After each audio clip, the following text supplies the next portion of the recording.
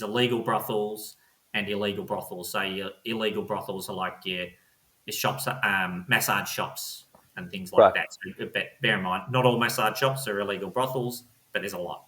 So anyway, but it went down to a legal brothel, and in Victoria there's about 90 legal brothels, and we'd received information that there was a woman, a sex worker, who had been secreted in a wall. So when authorities came around to check the brothels, she would be put into a wall cavity. I really appreciate you coming on. Thanks so much for taking the time to sit down and have a chat, and it's a pleasure to have you here.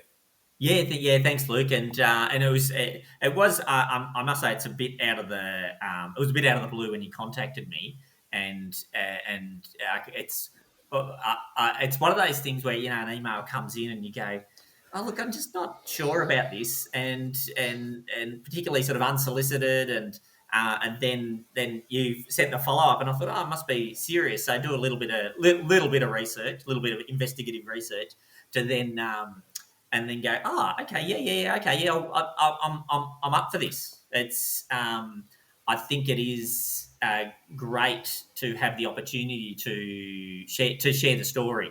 And each and we'll get in my background shortly, but each police have their own story of their trials and tribulations throughout their career. So I really appreciate the opportunity. So yeah. Should I be worried that an ex-police officer is investigating me? It is funny. Over my career, it is you sort of sit there and you're at parties or whatever gathering, and and I'll jump forward to now that it's interesting talking to people at parties when I was in police and saying, oh yeah, I'm police, and not that they would shut down, but they wouldn't be as open. I don't know why.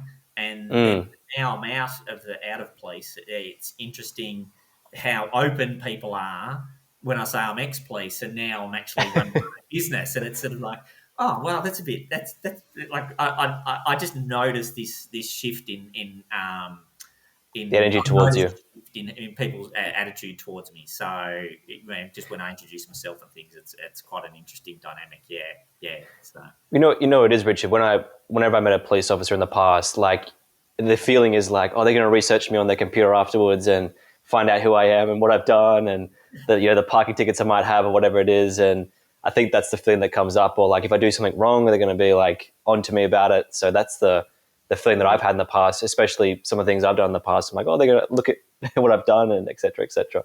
Yeah, well, it's interesting you say that, because I remember when I first joined police in 1994. So I joined the academy in Victoria in 1994, September, and that's the year that I was born. Oh, was it? Oh, right. Okay. Well, I was just what was I? I was 21 years old then, and I really didn't know what I was doing. But as for it, there was a lot less accountability then. So when you're talking about that type of thing, nowadays there's a lot more accountability around that. So let's just say I met you at a party and go, oh, just that bloke just doesn't seem right. It's not as though I can then go back and do checks and go. It's the amount of accountability and saying, well, why are you doing this check on this person? And, is it work related, or are you just for sheer entertainment value? And so I think it comes from a lot of bad American cop shows that I never watch, because I sit there getting so frustrated. No way will this be solved in 42 minutes plus ads. Yeah. And it's just outrageous to me. And so I can't watch police shows, but it's I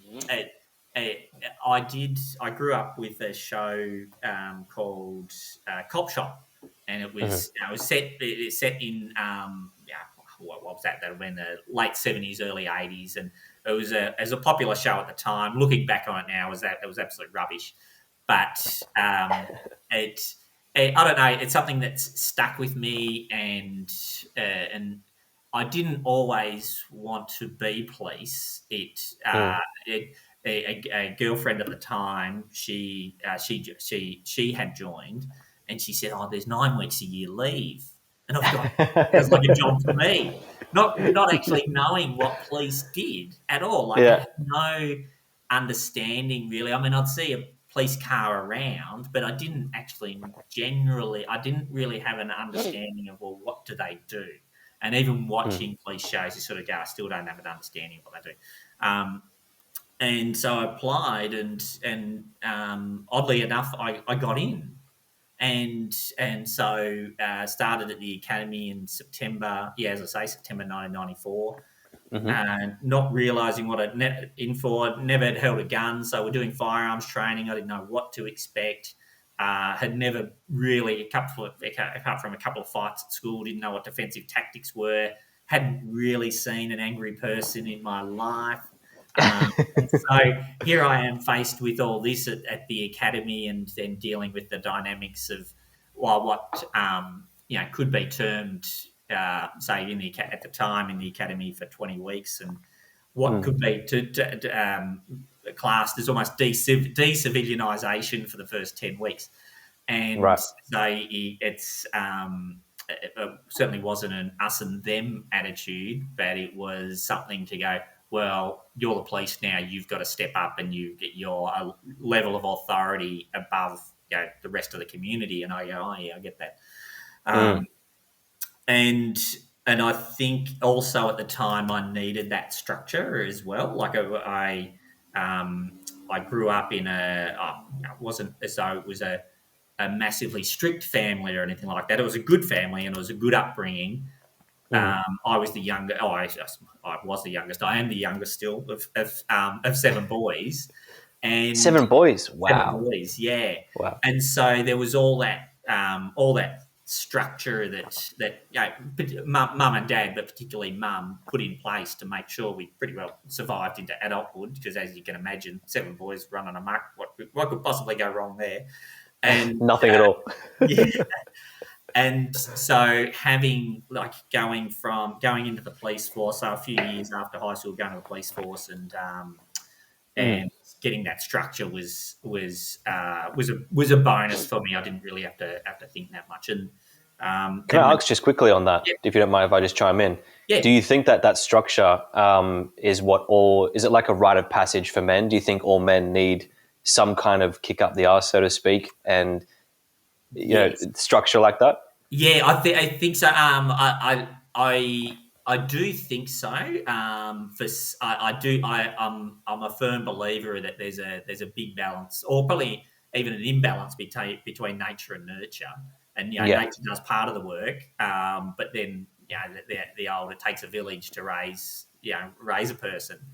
And but when it comes to, if I think about I think about us seven boys. Mum did a really, really good job. I mean, mum and dad, but as I say, predominantly mum, Mm. did a really good job of kicking us up the bum when we needed it, and pulling us into line, and uh, and I think that's what got all of us boys through to being quite good men, if Yeah. I put it that way. So, and I'm not ashamed to say that.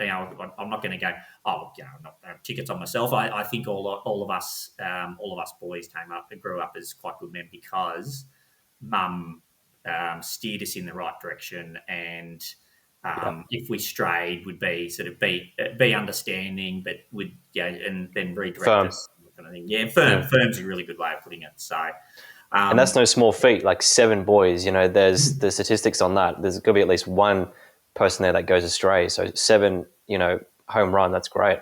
that's exactly right. And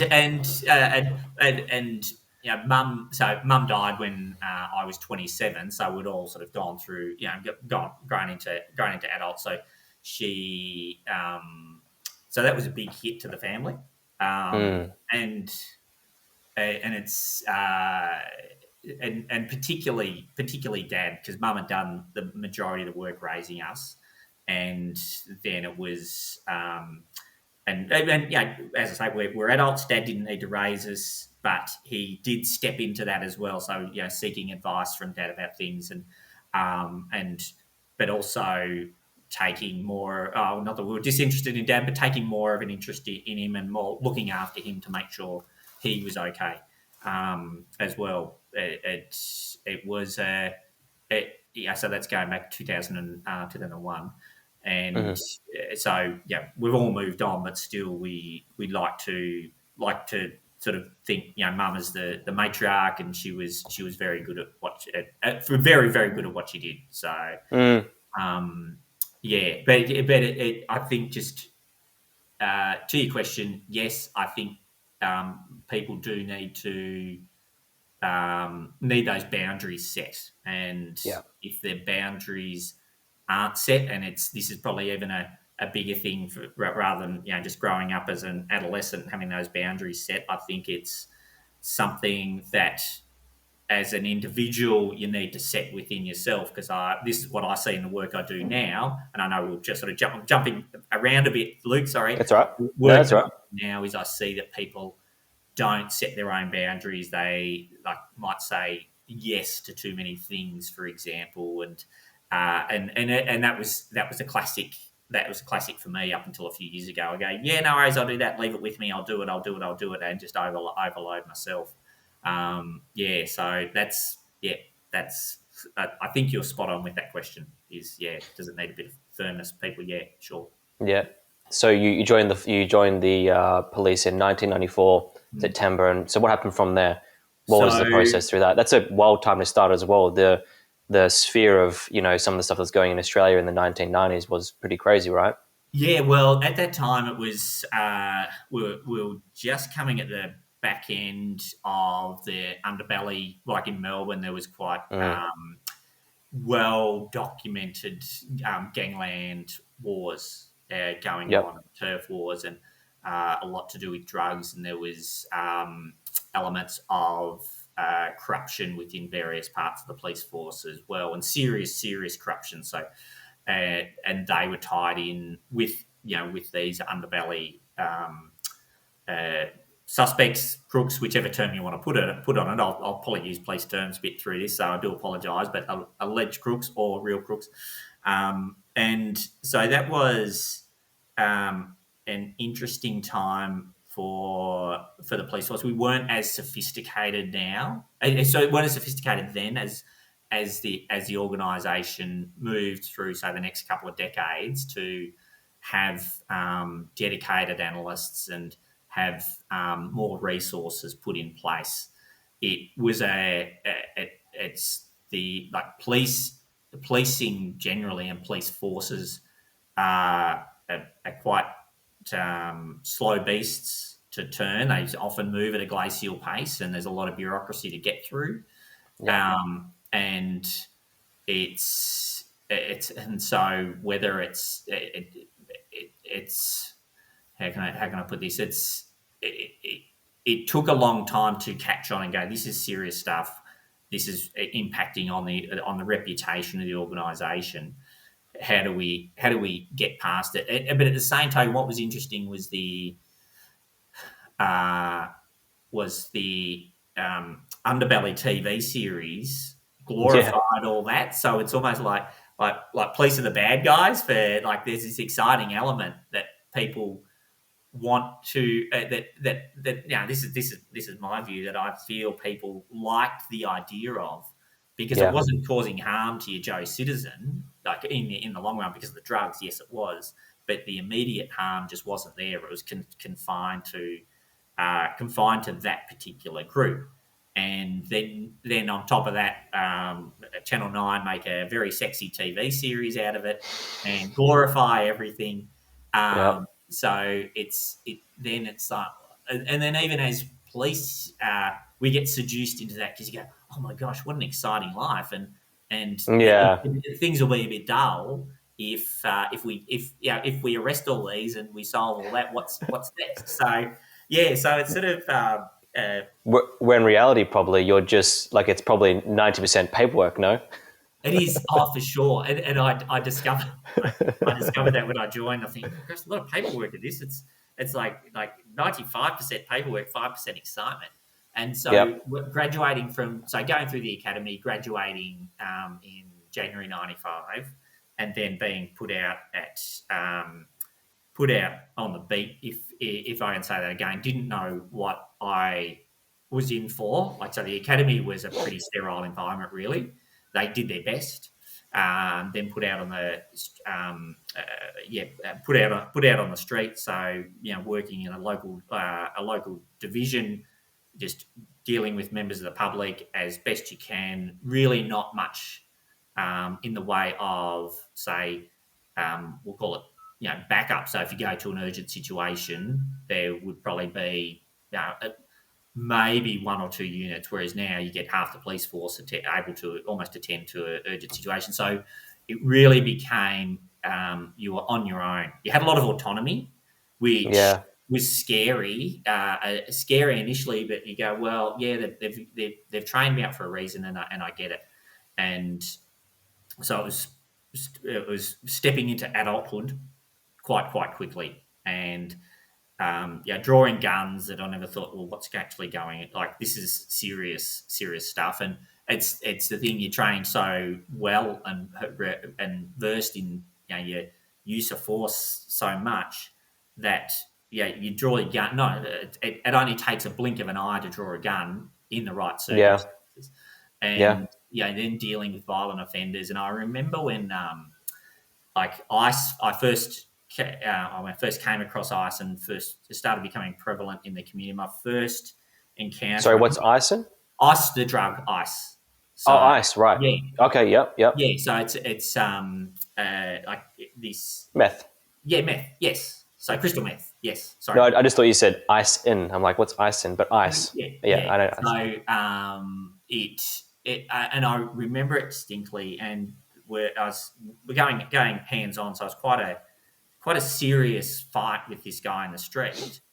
And I think this guy's really, like, me and three other police are trying to get him down, arrest him, because he'd been actually hitting people along the street, like just punching people along the street. And we're trying to arrest him and get him on the ground. We eventually got him on the ground, and he was like it was like he was just doing this normal push up, and because we were on him trying to get the handcuffs on him, it was like he was doing a push up and just lifting us up. He just had this superhuman strength like I'd never Wow. experienced, and eventually we got the upper hand, and got the handcuffs on. But that was my first experience of someone that was on ice and just become so enraged from it, and then went through the court system, and what became clear was that he'd only really just started using it, and I don't think anyone adjusts to it, but he was normally quite a level-headed person, but it's so highly addictive that he was just consuming it, and that's just the sort of thing it does, just makes someone absolutely super. It does different things to different people, but this particular guy, absolutely superhuman strength. Never seen anything like it. And then it just started getting, particularly when I moved into a leadership and supervisory role and a vision across a wider area, just started seeing that more and more, and like across across the whole of the Melbourne metropolitan area, and then it started moving into the country areas as well, your regional centres, and then from the regional centres to your rural areas as well. And thinking about that sort of now, and dealing and having dealt with all that, like I just sort of it really became a like for me, dealing with those type of people just made me a lot more wary of people, even when I'd be off duty. And so part of that was, say, even going to a cafe, and I still do it now. I'm up here on holiday, and I'm sitting in a cafe, and I always make sure I can see exit points and things like that. And Wow. so it's just sort of something that is ingrained, and you think, no, I want to sit where I can see an exit or be near an exit or something, because there's still that hypervigilance aspect. And I've been out of the police force now for 18 months. 18 months or so. Right.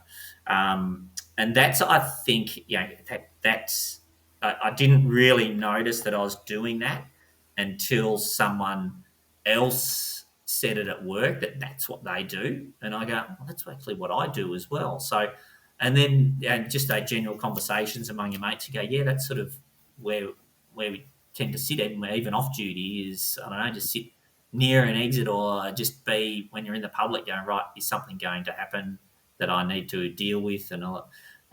So yeah, that hypervigilance all the time was like, I really sort of started getting like really started weighing on me. But I didn't want to. I don't think I wanted to admit it, Yeah. because it was. I don't know. It wasn't manly. Look, why would I admit that I'm hyper vigilant and this is actually impacting on my mental health? So just battled through. So I'm not sure where we started on that track, but it was it. It that I think the street policing particularly made me grow up very quickly, and then moving into a supervisory role, and a leadership role, and seeing things more and more, particularly things that were impacting on those that I was leading, Mm. and trying to deal with their well-being, and make sure that they were okay, and not get beyond the I'm fine, let's just go and have a drink and deal with it, to go, no, Especially with men. yeah, especially men. Yeah, absolutely. And Yeah. it was, we used to have things, and they still happen, but it's very, very, it's not nowhere near as common as it used to be. It would be on, so you'd be on night shift with a crew, Yeah. and you go on the Friday morning, say you'd finish night shift, say 6 or 7 a.m. on the Friday morning, then you'd go to a pub and have what they call early openers, and just might end up drinking all morning or all day, and then go back on duty again 11 p.m. on Friday night, and work. Yeah, then work Friday night, Saturday night, finish at say 6 or 7 a.m. Sunday morning. They've changed how things are rostered now, but you finish 6 or 7 a.m. Sunday morning, and then it wasn't unusual for groups of police to be drinking all day Sunday, and then start again at 3 p.m. on the Sunday afternoon. And then, Wow. so carrying a gun and all that kind of stuff. So, and then there'll be night shift barbie. So finish at 11 p.m. on the Sunday night, and then drink some more and have a barbecue at 11 p.m. on Sunday night. So there was a real drinking culture, and it was interesting. When did that? It sort of, it's probably maybe the mid 2000s when it sort of started. I won't say fading out, but there was just a shift in the culture that stopped it. I don't know whether it was the chief commissioner at the time, or whether there was just a shift in societal attitudes that Mm. really changed the view that, look, maybe we shouldn't be going out drinking so much on after when we're meant to be carrying a gun again in the next 8 hours. And to me, that was actually quite a relief, because I wasn't a big drinker. I'd go out to these early openers kind of thing, but I wasn't a big drinker. But it was quite a relief, because there's you want to be part of the in crowd. Like, I don't want to be part of the out crowd, and so there was that conformity as well. So yeah, I know I'm talking a lot, Luke. So yeah, so No, jump in. that's all right. That's all right. Yeah, yeah. So that's the thing with Australia, though. I think there's a massive drinking culture in Australia. Like me growing up, it was like a badge of honor to binge drink. It's like, oh, let's go out on Friday night. Let's go all Friday night, have a few hours sleep, and then let's start drinking again. And then Saturday night do the same thing, and then Sunday, it's like a badge of honor. Like, oh, like I've been out partying since Friday afternoon. Yeah. I think less so as you get older. Like I'm 29 now, and I don't really have anyone. All my friends don't drink. I don't drink. But I caused a ruckus when I used to drink. I remember one time I was at. Are you familiar with Sydney at all? A little bit. I know inner city, so and Parramatta. Right. Gotcha.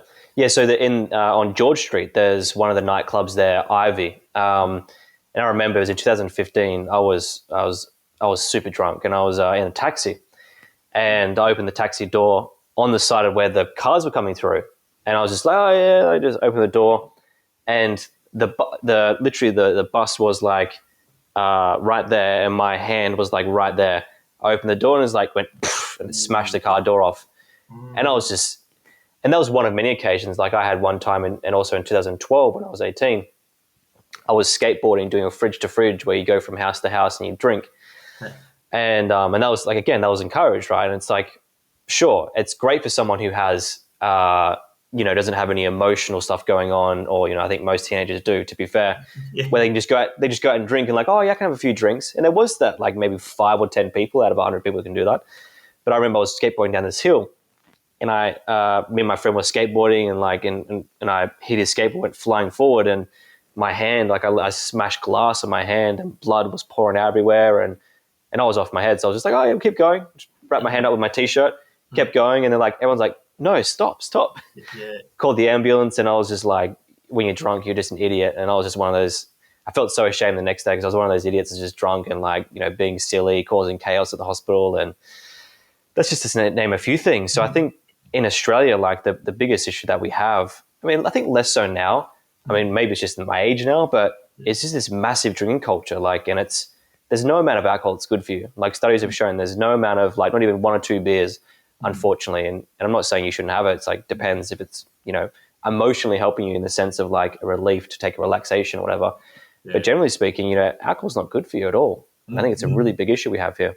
Yeah, and it's interesting you talk about the alcohol. I moved out of a police prosecutor space. So I was a lawyer for the police for a number of years, and I moved back to frontline policing, and I remember this guy, and so I was sort of in frontline policing. Go, oh, it's actually after being in frontline police, then moving into the prosecution side of things, and then moving back to police. I now seeing how both systems work, the court system and the street and the operational policing system work. Policing became as a role quite easy because I go, right, now I see all the parts working. Where it all goes. Yeah. Where it all goes and how it all works. I was going to ask that as well, because like I imagine transparency on where the A to Z goes is a huge incentive, or rather disincentive, for A, corruption, and B, also just doing the right job. Because I imagine officers on the streets, like dealing with antisocial people, they don't see what happens in the end. They don't see like, or do they? Do they have some clarity on that now, or not really? Well, it's they are exposed to it, but they don't get a full appreciation of the like I suppose it's like any system. Unless you're in it, you don't completely understand it. So yes, your normal street police, your day-to-day street police is probably a better way to put it. They would do their street policing, and because the court process is quite a specialised area, and you have to go through a course to be a police prosecutor, and it's quite intense. A lot don't opt for that path, which is cool. It's just, it's not for them, and so a lot of them are quite ignorant, maybe, and get frustrated about the court system.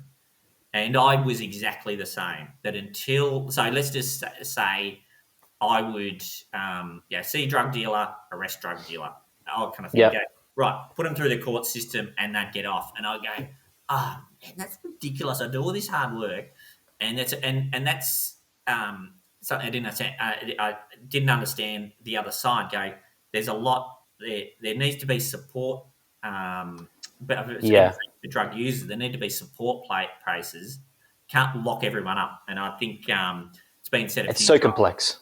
It is so. It is so complex, and it's unbelievably complex. Like, yes, and it became clear, and it was, again, as one of our chief commissioners said it, just more broadly. He said, we can't arrest our way out of this problem, and it's a society wide problem that police have a part in. but we are not the answer.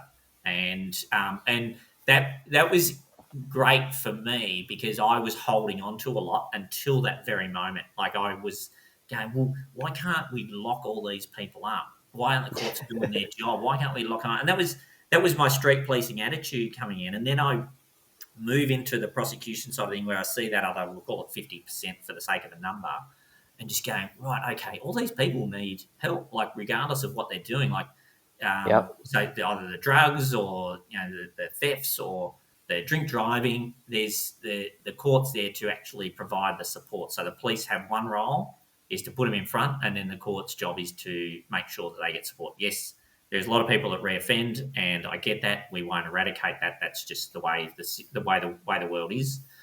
But there has to be people can't. The court won't let someone go to try and set them up for failure.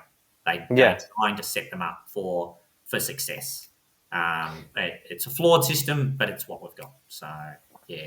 Well, I think as well, like I think defense lawyers, I think people often misconstrue their utility, which is they're there to get crooks off. It's like that's one way to look at it, but it's also they're there to represent someone who might not be represented properly. Do you know what I mean? And it's like if I did something right, or I didn't do something, but then someone's accusing me of something that I maybe did or didn't do, the law has to have some kind of wall behind it where it's like, here's my lawyer showing you like why I didn't do what you thought I did or how it relates to the law. And it's so complex. Like even trying to talk about it on here is like, it's going to be a challenge. But I think that what's important to note, and I'm obviously just 29 years old. I'm still learning about life, and I think we all are to a degree. But generally speaking, my experience of and this is so general, my experience of anything or anyone is always compassion and kindness first. Yeah. Right. Even for officers, like you see some of those videos on TikTok and Instagram and places like that, where people are like, to the cops, do your job. Like, why don't you go do something else and do your job? It's like, that is so small and narrow-minded. It's like, you're speeding, for example. Like, why aren't you out catching crooks? Or, it's like, why are you doing this? It's like, I didn't do anything, I just sped. It's like, yeah, but studies show that when you speed this much over, it can increase death by this much. So you're a risk to someone else's life. Yeah. So that's why we're doing what we're doing. So, and that comes from first having that compassion and that empathy and understanding that. And if you want to go there, I mean, like with COVID stuff as well, it's like, the officers doing their job. It's so complex is all I'm saying. And I think that compassion and kindness always should lead the conversation, always be the front foot. And we can go there to the COVID, because I did a lot of work in that space, and there were a lot of exhausted police who, first of all, hadn't signed up to police their Public Health Act and give tickets out to people for not wearing their masks, and yes, we all get with that. People got that's the law, and that's what we're doing. But it was still really, really hard because people. It wasn't as it was so sudden, if you like. So let's just say, for example, with the road rules, and I'll just use that as an example, that you're born, you grow up through life, you get an understanding as you go through life until you start driving your car. You go, right, I get the difference between right and wrong. Whereas this was, right, like the next day you've got to all be wearing masks, and the next day the police are trying to write out tickets, but they've got this whole going on in their brain, this whole threat system as well, because they've got this uncertainty. They're going, well, I actually don't know what I'm doing really, because this has just been thrust upon me from one day to the next. So, and then dealing with the rest of the community, they're also under threat. So you've got probably how many people in the world? We'll say Australia, 25 million people, and everyone's under threat. And then the police come in, and then there's another. We're just adding another layer for Joe Citizen as a threat. So, well, I mean, also as well, like that doesn't mean that. So, a copper, like they're going to pay the bills. They have a family to provide for. They can't just be like, oh, I'm not going to do this all of a sudden, and then what are you going to do with your kids? Like, and it's like if you look at the statistics again, like most people are living paycheck to paycheck, and it's like, so there's again, you can still stand your ground to a degree and be kind and compassionate, like. Yeah. Why aren't you wearing a mask? Look, I don't agree with it. I'm not doing it. Yeah. Okay, well, this is what's going to happen then. Okay, well, I'll fight it with the courts. Like that's Yeah. Yeah. it's so complicated. But I feel empathy towards police, but I also understand the frustration towards the police that did that as well, because it's like, why didn't you just say no? Like it's tyranny. Like it's.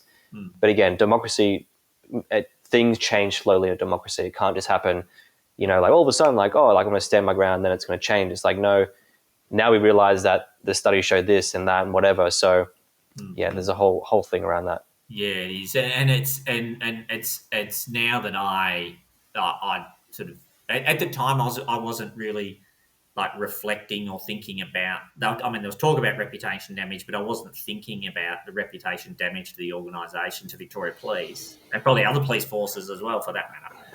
But there Yeah. was like it was as whether it be a distrust or disillusionment or what with police officers, the ones that are just doing their job, um, and because what's seen as so minor and so controversial, that people sort of go, oh, it's not like it's just sort of I don't know. There was just something there, this tension that built up towards police members working the street, trying to do their thing. But again, going back to their families, they go, well, I'm out in the street dealing with all these people that shouldn't be out on the street, and am I going to take COVID back to my family, which at Yeah. the time everyone thinks is a death sentence. So when you're talking about family to feed, that's what they've got as well. So yeah, Yeah. yeah, Well, I remember that. I remember what a weird time to be alive that was. That was strange. That was so odd. I remember like being in my house for 9 months straight. Right. I didn't get vaccinated. I didn't do any jabs or anything. Right. And so I was about 10, 11 months there. yeah, And I had friends who went to the protests in Sydney who were like, oh, we're doing a protest and whatever. And at the time, who I was living with, they were like, look, I don't want you to go because I want to catch COVID. I'm like, that's a very awkward situation. I'm like, I won't go then, because I didn't want to cause. Yeah, there's so many things going on. It was just a weird time. And I think what happens when you're on the front line, I'd love to hear more about this as well from a police officer's point of view. yeah, When you're in the front line, right? So I think there's always going to be a small part of the population in any industry, any place where they're going to be a bit tyrannical or kind of get off on control and those kind of things. And that's humans are like. There's always the 1 to 5%. yeah, But then you also have people who are good people who would get frustrated, like they get that angry towards people. It's like, just come on, just do what we're supposed to do. Like, come on. And that's when you get the videos called the police officer like getting angry or like being a bit of a dick or whatever it is. And then they use that to represent the whole force. It's like, that's just someone who's had up to their teeth, like going over and over this thing again. And I wonder, not just with COVID, but also your experience being a street officer and like your experience with dealing with the public, because me as a citizen, I walk out in the street and I'm living in Australia, which is, by most recent indexes on the news that I've read, is one of the most peaceful and best places to live in the world. Sydney, Melbourne, like all these places. I walk out in the street, for the most part, I can walk out the street 4 a.m. in the morning in the Southern Shire here. Nothing will happen to me. Not one thing will happen to me, yeah. because we've got something good going on here. So, but then that's because you guys come in and you clear it all out, like you're doing with these people. So what is that like, and how has that changed your opinion on humanity and people and life, if at all? It's interesting that you're absolutely spot on, and it's like my wife, she actually fears going out sort of because we normally live in Melbourne, Right? um, and she doesn't want to go out at night and walk the streets by herself. But I know full well, and I it's I don't sit there trying to convince her, but I know full well that it is actually quite safe to walk the streets of Melbourne at night. Your chances of being harmed in some way are very, very slim. And but there's still that fear that's instilled, whether it be media or friends or whatever, that's actually puts Also that. being a female as well, I guess. Yeah, it is, and but it's when it comes to policing more generally, like when look back at historically police forces, particularly Western police forces, were designed to, or the philosophy behind them was that we're there more to prevent crime rather than go and solve it. And so, and also part of that is police can only police properly with the consent of the community. So bear in mind. So let's just say in Victoria, I think it's about 16,000 sworn police. The population Right. of Victoria is, I think, at the moment about 5 million. Now, if thinking about, right, if police didn't have the consent of their community to police, it would be absolutely overrun and absolute mayhem. Of And course. you'd even go back, I think it was 1923 was like the police in Victoria went on strike, and it was just riots and looting and everything in the street. And Wow. so it's a perfect example of what can happen if police don't have the well, first of all, the authority, but also the consent of the community. And a good example is even you get a protest. You might have a protest, a normal protest of, say, might be 5,000 people, for example. It could probably take only up to, say, maybe a dozen to 18 police to actually manage that appropriately. Say, direct people where to go, deal with it. If it's just your normal peaceful protest, there's a bit going on in the background to plan for it. That's cool, but on the day, that's really what's needed. Because Yep.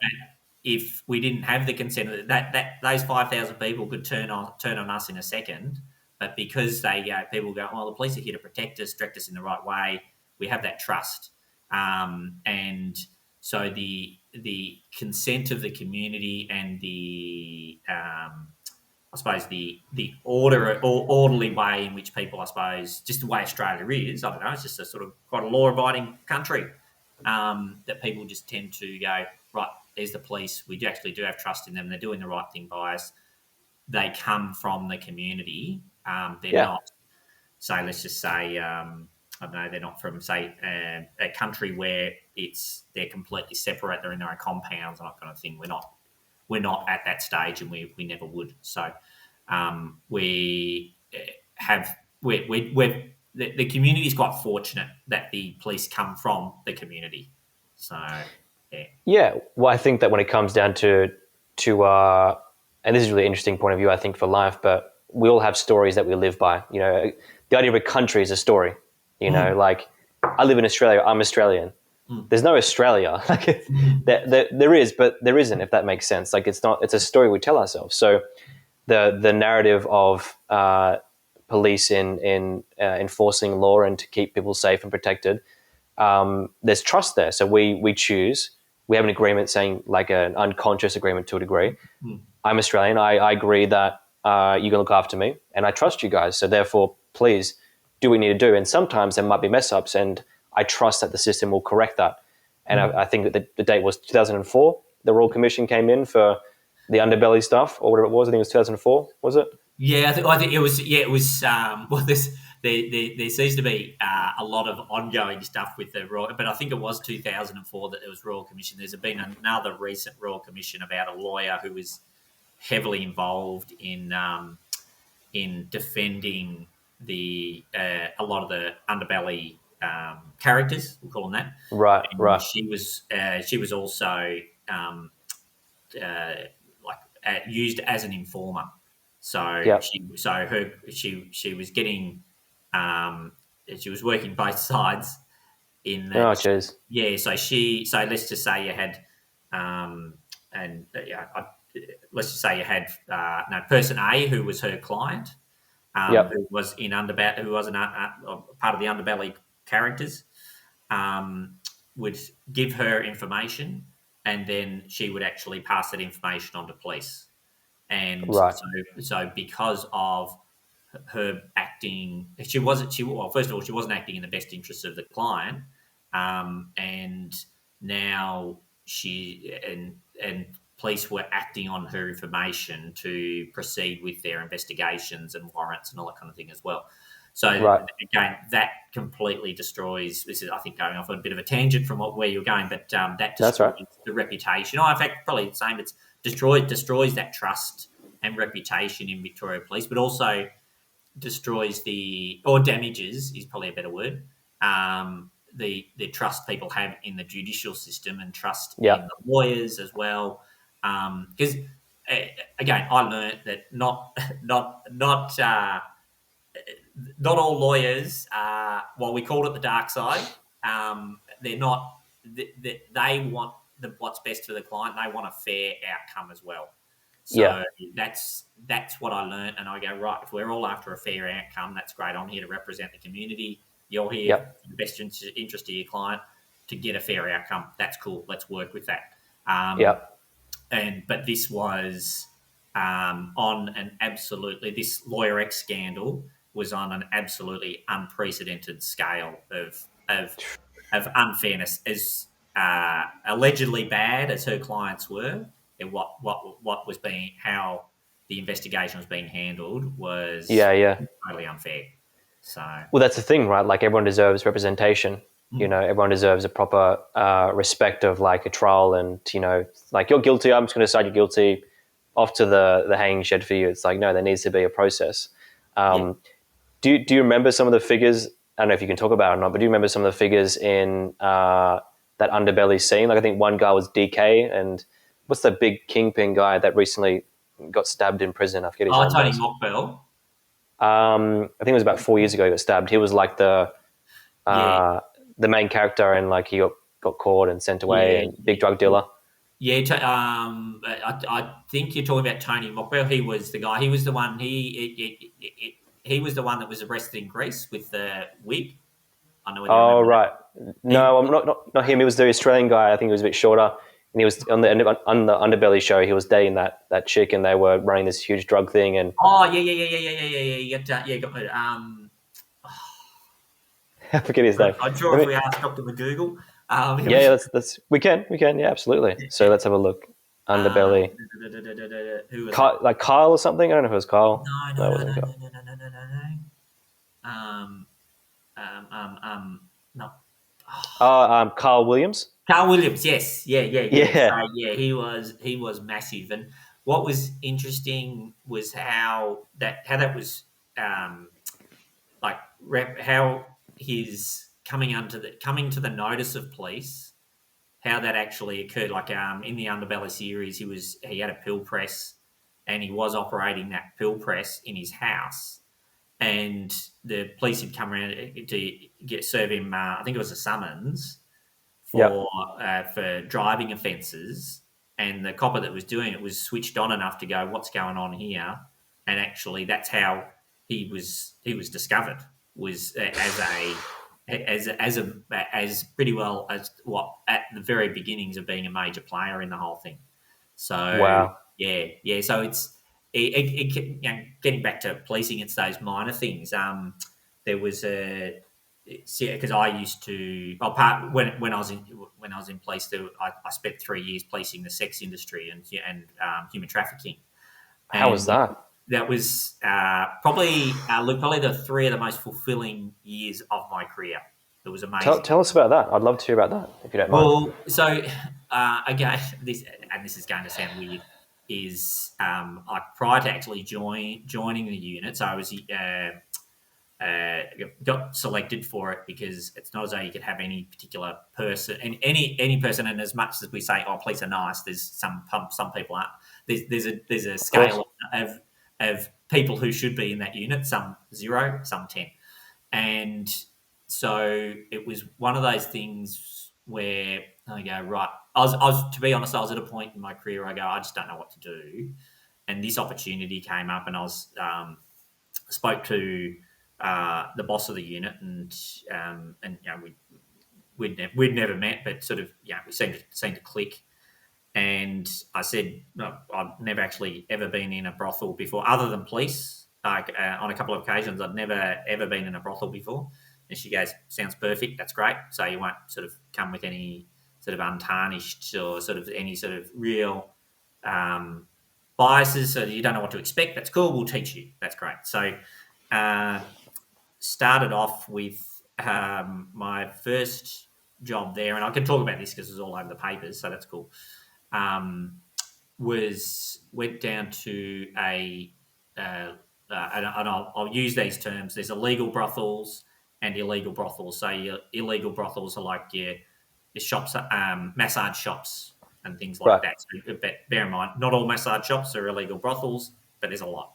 So anyway, but went down to a legal brothel, and in Victoria there's about 90 legal brothels, and we'd received information that there was a woman, a sex worker, who had been secreted in a wall. So when authorities came around to check the brothels, she would be put into a wall cavity, and and so it's like, oh my god. And so, and this is really literally my within my first month at in the unit. Yep. And so we go down there and we're looking around, and it was a larger brothel, and so we're looking around and couldn't find anything like that would go, well, can't find any sort of doorways or anything like that. It was quite odd, and so we sort of left empty-handed because we didn't really know. We knew we were looking for a person, but didn't know who it was, or and didn't know really what they looked like or anything. So there was sex workers there, but they were fine. Like, we check on the welfare of them. That's fine. That's no dramas. And the brothel owner was there as well, and wasn't being overly helpful. And so then we left with a couple of other government agencies, and then got more information about exactly where they were in the brothel. Mm-hmm. And I remember looking in that room and going, there is no doorway, no cupboard, no nothing in there, no medicine cabinet. And when like most people, when you think of a medicine cabinet, you think about that square box on the wall. And so I went. So we went back down there, and either the next day, the same day, or the next day, I can't remember. And went in there and went straight up to the room where we'd been told. And I'm looking at this room and going, I have no idea, like what's going on, Like not what's going on, but I just can't imagine whether I'm looking in dryers, like washing machines, everything, looking at this person. And I just happened to be looking at this shelf that had like Listerine and plastic cups on it, like anything, with the cups and everything was blue tacked down. And I go, oh, what's going on here? And then all of a sudden, it was about a 30-degree day in Melbourne. All of a sudden, this gust of hot air came in from the sides, and I had a close look, and as it turned out, this cabinet was a door. And so so basically sort of speaking to the brothel owner, going, "What's this?" And he goes, "I don't know what it is. It's just a set of shelves," because it looked like a set of shelves. Right. And built into the wall, so sort of set within the what do you call it, the plaster. And Mm-hmm. after a bit of a go, managed to reef it open and look inside, and there's this I think, yes, little Chinese woman just looking up, and she'd been like told, as it turned out after an investigation, she'd been told to, when authorities come, she's got to hide in there. Now, what was interesting about, and I learned this as I sort of went along with regard to human trafficking, was that with human trafficking, don't have to, like, it's not as it just has to be threats over you, really, that something's going to happen to you. It's not like you might think in the movies where everyone has to be chained to something for sexual servitude or debt bondage or whichever part of human trafficking you want to talk about.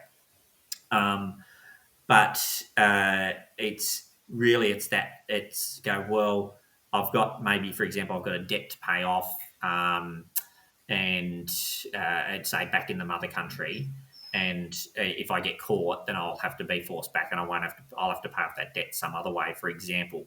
So Yeah. Wow. she, and this is again a lot of learning at this on this particular instance, was a lot of learnings from a few different agencies, particularly us as Victoria Police and other agencies. Was she was put into because she became an unlawful non-citizen. She was put in immigration detention. And so went and spoke to her there with an interpreter, and then so we got as police, we got what we needed. So we're sort of this singular focus. We're going right. We've got what we needed. Border Force now need to do what they need to do, not thinking, well, actually, she needs our protection. We can't just kick her out of the country. She needs our protection. But by the time we sort of got our act into gear, like Border Force had arranged for her to exit the country. So now she's gone back to maybe another situation, and it was and that's sort of really hard. Like it still sits with me as going, Yeah. we didn't do right by this person. We end up getting a result against the brothel owner at the tribunal in Victoria about the brothel license. But then, the flip side was, well, now, we've got that. That's great. But then we go, well, now we've got a person who actually don't know what's happened to them once they've exited Australia. And that was, so that was a really, like a big moment for me to understand these are really, really vulnerable people. And probably some of the most vulnerable people in the community. And there is, and for a long time, as much as we try and remove it, there's a stigma attached with being a sex worker, and that there's a lot of support agencies, so I discovered, that are working in the background to support sex workers in the industry, either exit it, or if they want to stay, support them to stay. There's a lot of agencies now also working to just, I suppose, just make life better for them, and not make it so that that sex workers are seen as second class citizens.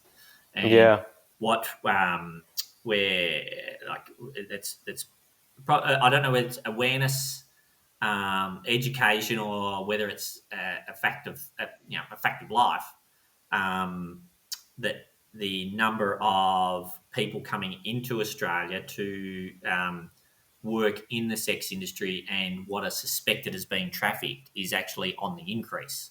And so and again, you sort of think, human trafficking doesn't happen in Australia. Yeah, it definitely doesn't. It's been happening for years and years and years and years.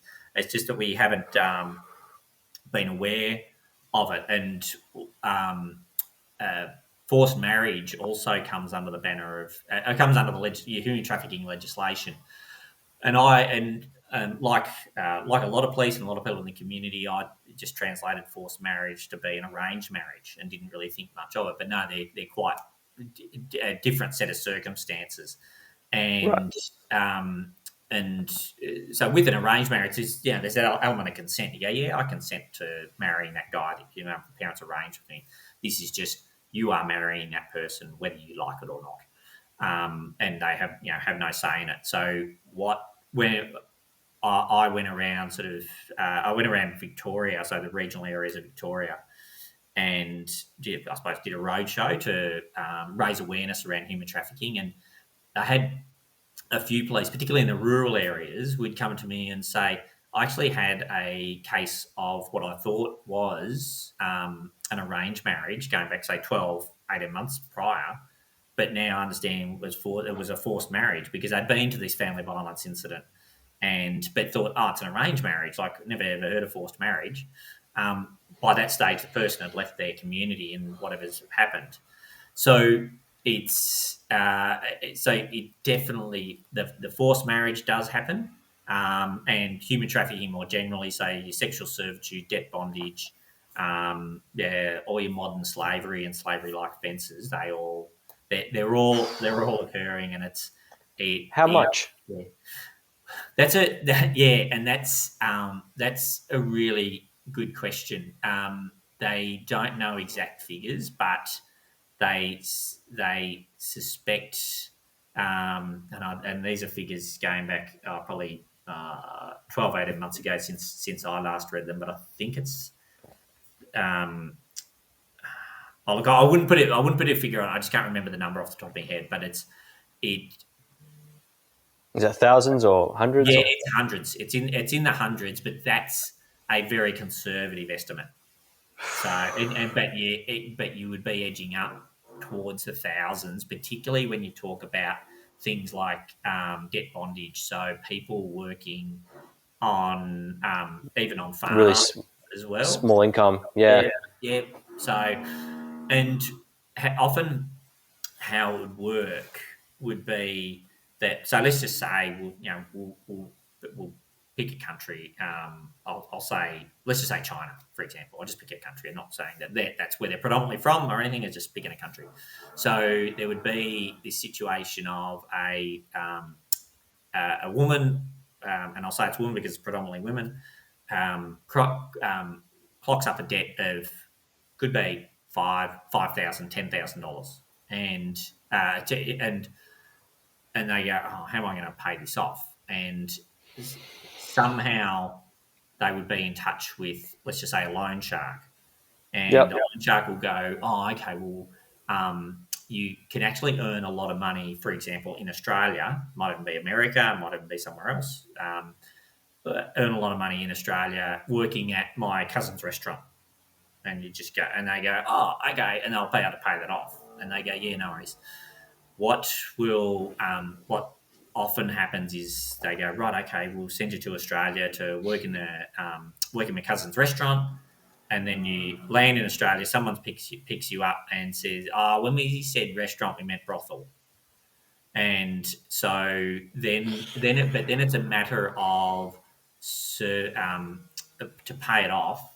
Then it's a matter of sorry, my phone's ringing. I was just looking at my watch. Sorry about that. Right. Matter of paying it off through the providing sex to clients, but the woman actually won't earn any money. Um, it won't start paying off her debt until she's actually repaid all the costs of actually getting her out to Australia. And then there'll Oh be, Jesus. say for example, they come out to Australia and it might be, we'll add this fee on, that fee on, and all these bodgy fees to get it up.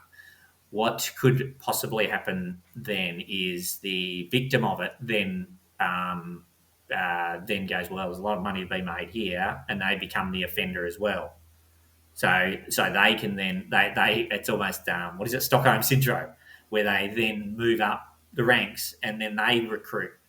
And there's a Ripper investigation conducted by the AFP called Operation Katrino, that there was the head of that syndicate, Meja Kim, which is she was, I think it was raking in about $90,000 a week, and that was after all the recruiters were paid, all the brothel owners were paid, all that kind of thing as well. So then, so there's a lot going on, and we could probably spend a whole episode talking about that. But there's Yeah. also in Wow. the sex industry side of things, there's also the massage shops. So a lot of massage shops.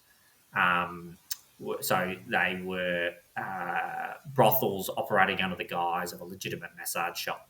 So and when I was in the unit, we had estimated that we had about 500 across Victoria, vast majority in metropolitan Melbourne. So um, it's so we'd work with Border Force and AFP to go in, and really our focus there was checking, well, find indicators of human trafficking, but also check that the workers were being appropriately treated, just more generally, and just raise awareness that that if you operate provide sex in a massage shop, you need to have a license. It was sort of no go.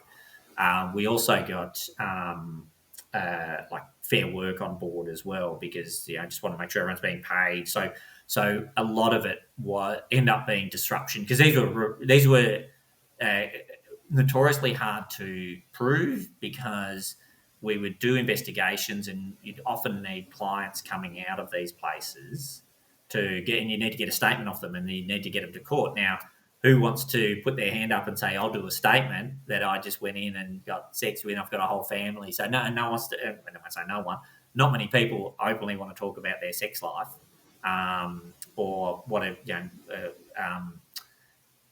and assist police, and then have to actually go through the process, getting back to the court process. I mean, if that comes to that point of actually getting up in court and saying that they got sexual services from this massage shop. So one of the roles there was, one of the big things there was disrupting the business as well, and working with a lot of different agencies and organisations, and to really sort of disrupt networks. Our main focus with those investigations was actually going after the boss. So again, going back to the the sex worker being, or the worker being probably down the, we'll say, the bottom of the chain and the most vulnerable. We wouldn't focus on them. We'd go back to, right, who's at the top of the chain here that we actually target. And it's similar to, say, street sex workers. Like, you can charge street sex workers, but really the source of their income is the gutter crawlers driving along the street, trying to get the sex worker. So if you cut the head off, if you stop them, then you're not going to have the exploitation of the sex worker trying to put them in a more safe position. So so there's a lot going on in the sex industry, and again, it's going back to that underbelly bit. There's a fair bit of underbelly work going on as well, and so we probably only scratch the surface of, say, organised crime going on in the industry as well, and drugs and blackmail and a whole range of other things as well. It's probably part of the reason is it's probably one of the last, for two things, it's one of the last cash industries as well. Yeah.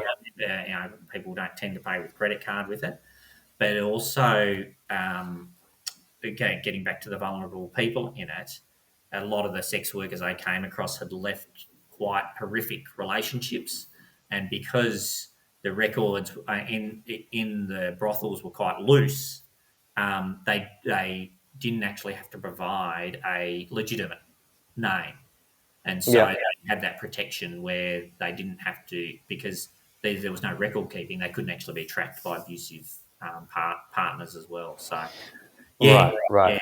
So there's a lot going on. I've gone sort of all over the place, but it was full on. So So what do you think we need to do to cure this, or to attempt to cure it? I mean, we're doing all we can now. I suppose that making it more awareness is one thing, I imagine. What else is there? Yeah, well, it is that it is interesting. It is that awareness, and I think understanding why sex workers are doing what they do. It's not as though they're doing, I mean, some probably did. Some probably finished high school and go, "Yep, oh look, I'm my main drive is to be a sex worker," and that's great. And that might be the case, but the majority are doing it out of absolute necessity. And there's a lot of them don't realise that they're being exploited. So, and there's a lot of things going on in the background. The awareness piece, and I'm starting to see it more and more. There was a big report, I think it was the Age and Herald Sun, that went over a few days. Not the Herald Sun, the Sydney Morning Herald, that went over, I think, a few weeks actually, of a very, very, we'll say, dogged reporter who exposed a lot about human trafficking in Australia and around the world. So we're doing a lot as well. There's a lot of I suppose incidental awareness raising as well, because there's the Modern Slavery Act in Australia, and this is again around the world. So let's just say I think it's a business that has, I think, over $100 million turnover in Australia has to have a modern slavery statement, and see if they and investigate their supply chain to see where where the modern slavery exists within their supply chain and eradicate it. So either change suppliers or do whatever they need to do. So that's it's. So there's that, yeah, as I say, incidental awareness raising in that regard. So yeah. So that, as I say, probably the three of the most fulfilling years I had in the police force, because it went to the heart of what I thought policing was once I got in there, is actually protecting quite vulnerable people, and you couldn't get much more vulnerable than what I was dealing with pretty well day to day in that role. So yeah, and very, very, very, very dedicated police that were in that and doing an outstanding job with the resources that they had. So yeah, it was good. Wow. Well, Mm. we could talk all day about this, but I want to be respectful of your time. And yeah, I guess I wanted to ask what you're doing now. I mean, we spoke a bit about the police force and everything. Maybe we could talk Yeah, about what you're doing now and where people can find you and all those kind of yeah, things if you wanted yeah. to. Well, for sure, yeah. Thanks, yeah. Well, now, also, after I left the doing the sex industry work, I moved into, I suppose, corporate areas, and uh, and worked on organisational values and and also leadership development for police. And I thought, oh well, I've got a passion for the sex industry, but that's sort of only something that's sort of this niche area of policing. So I was like, right, okay, I really enjoy the leadership development. So I worked with police for 2 years on delivering leadership training to really sort of upskill them, understand contemporary leadership. Really loved it so much that I thought, well, I could actually do this on the outside as well. So I left police January 2000, January 2021, and haven't looked back. And so now I run my own leadership development business.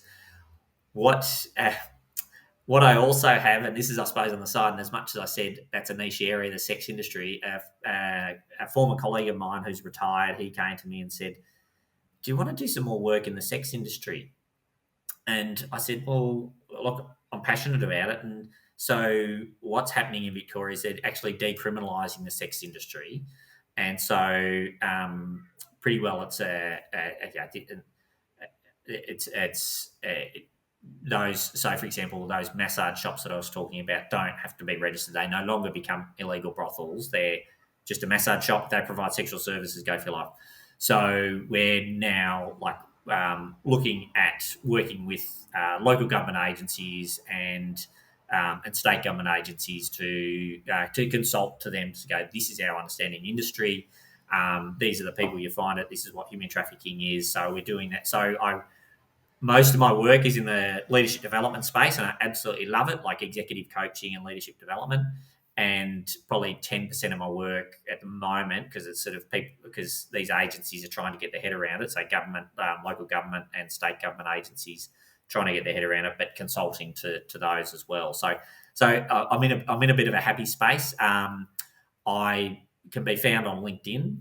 That's where I tend to do a lot of my work, and also I've got my own little website of headtohead.net.au if you want to jump on board and have a look. So the work that I did in police from the leadership development, that is just so transferable. So often police think about the command and control structure as the only way to lead, whereas that policing side of things was a bit different. And as it turns out, police aren't the only ones that fall into that sort of category or that trap, because using your authority is easy. It's actually managing people. It's the harder bit that and the messier bit that creates a change across the organisation.